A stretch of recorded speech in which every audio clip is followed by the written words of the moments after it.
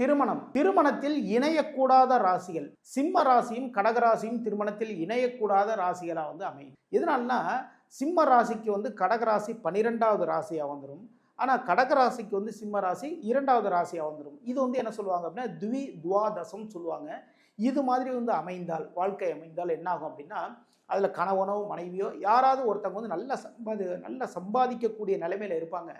ஆனால் இன்னொருத்தர் என்ன பண்ணுவாங்கன்னா, அந்த சம்பாதிக்கக்கூடிய வரக்கூடிய வருமானம் அனைத்தையும் செலவு பண்ணக்கூடிய மிகப்பெரிய செலவாளியை அவங்க இருப்பாங்க. சில பேரை நீங்கள் கேட்டிருந்துருக்கலாம், நான் என்னுடைய நகைகள்லாம் சேல்ஸே பண்ணிட்டாங்க, எல்லாம் விற்றுட்டாங்க, எனக்குன்னு ஒரு இடம் ஒன்று இருந்தது, அதையும் சேல்ஸ் பண்ணிட்டாங்க, தொழில் பண்ணிட்டு தொழிலுக்காக போட்டாங்க, அது பார்த்திங்கன்னா அந்த தொழில் பெரிய லெவலில் லாபமும் இல்லை, இது மாதிரியான குறைகள் எல்லாமே வரும்.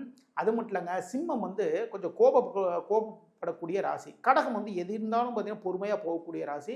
அப்போ 2 பேருக்குமே பார்த்திங்கன்னா ஒத்து வராது எப்போவுமே. ஓகேங்களா? அப்போ திருமண பொருத்தத்தில் இந்த விஷயத்தை எல்லாமே பார்த்து நம்ம பண்ணணும்னு வச்சுக்கோங்களேன், எல்லா நாளுமே உங்களுக்கு சக்ஸஸான நாளாக மாறும்.